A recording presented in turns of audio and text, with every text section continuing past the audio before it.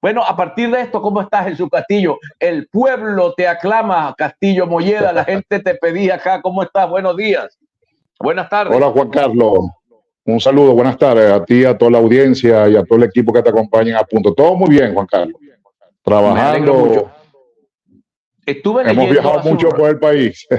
Bueno, ¿nos puedes dar alguna idea de cómo ven la cosa ustedes? Porque estuve leyendo el documento que tienen fijado en la cuenta de X, documento bien interesante sobre las posibilidades, ¿no? De ganar uno, de ganar el otro. Lo único que veo con respecto a estas encuestas que estoy leyendo es que tú le das una diferencia, o Polianalítica le da una diferencia de 10 puntos máximo al que gane Maduro, gane Edmundo González Urrutia.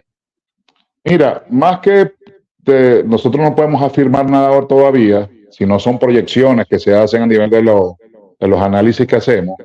Porque de verdad, Juan Carlos, hasta este momento, nosotros no sabemos si el Tribunal Supremo de Justicia va a tener una decisión contra la tarjeta de la MUC, no sabemos si van a decidir algo contra el candidato de Edmundo González, no sabemos cómo va a actuar el Consejo Nacional Electoral, que considero que es el actor a vencer de la oposición en este proceso, ¿ok? Que es el más complejo.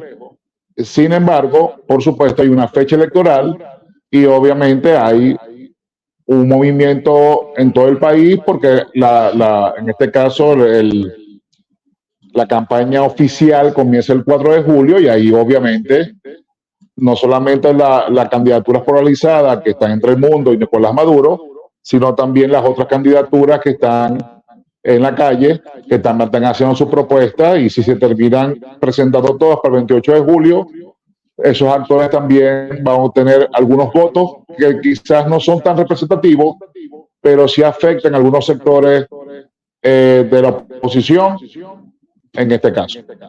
¿Coincides tú con esta encuesta que acabo de leer, que los votos de los otros opositores o de los otros candidatos, para no decir otros opositores porque hay cuestionamientos de lado y de lado, son votos pocos, pero que en una elección cerrada el poco voto siempre hubiese sido necesario? Es lo que estoy escuchando de ti. Totalmente, totalmente. Ahorita, por ejemplo, el Conde del Guácharo había desaparecido del mapa electoral como una opción electoral. En las últimas 3 semanas ya vuelve a aparecer la opción del Conde del Guácharo. ¿Ok? Quiere decir que el Conde, sin ninguna duda, le va a robar votos a sectores opositores principalmente, que de repente no están identificados en este momento con la opción que se está presentando dentro de la oposición.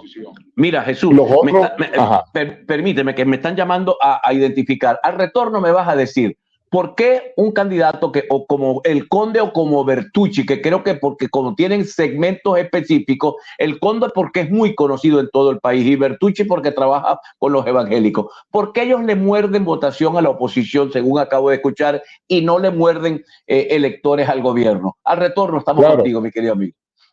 Y a Juan Carlos. Evelyn, estoy leyendo de la cuenta Twitter del ex ministro de Turismo Andrés Izarra.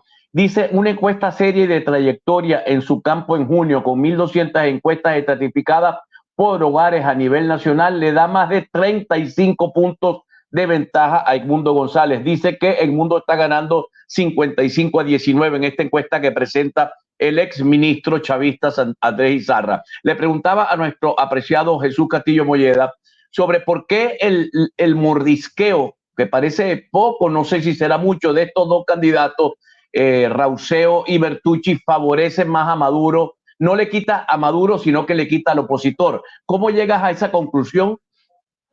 Bueno, cuando se realizan los estudios de opinión pública y se hacen en casa de familia, cuando el encuestado que responde la preferencia hacia Bertucci, no solamente hacia Bertucci el Conde, también hacia Luis Eduardo Martínez, hacia Brito, hacia Scarri, todos ellos muerden sectores más opositores que oficialistas, por una sola razón, Juan Carlos, porque ellos, a pesar que se les ha señalado durante algún tiempo de que no son opositores puros, su trayectoria política o su trayectoria social tienen que ver más con sectores opositores que con sectores oficialistas. En el caso del Conde, ha sido un humorista donde sus shows están llenos de todas las composiciones sociales, pero de una manera u otra, quien ha tenido más preferencia son sectores en contra del gobierno que a favor del gobierno.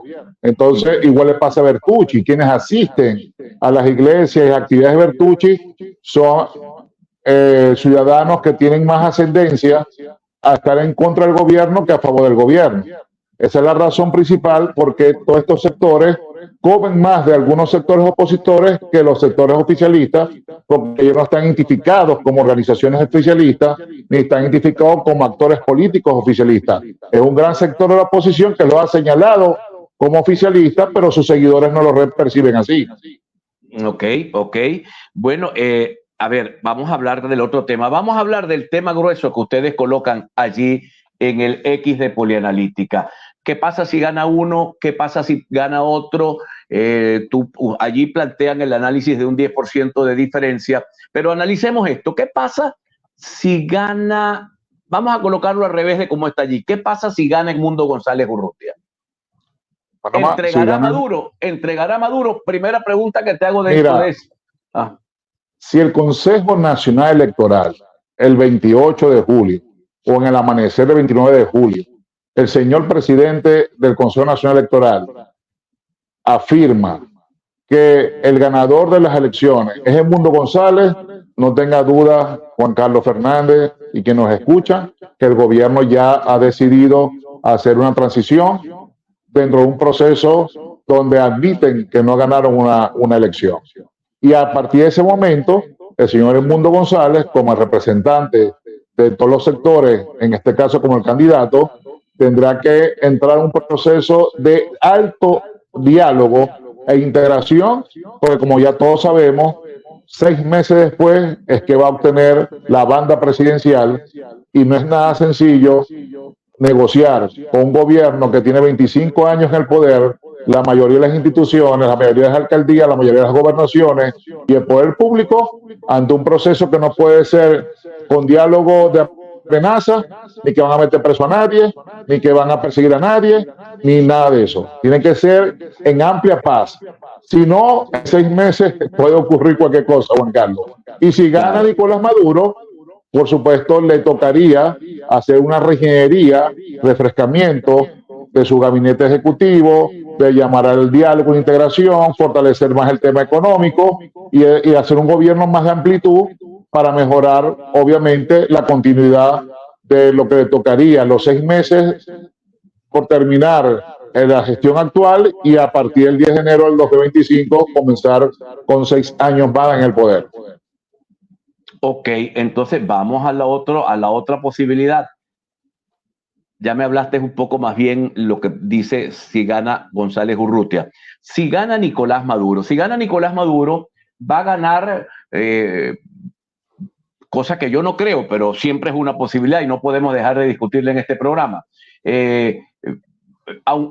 Todas las encuestas dicen que va a perder por muchísimo, casi 3,5 millones de votos.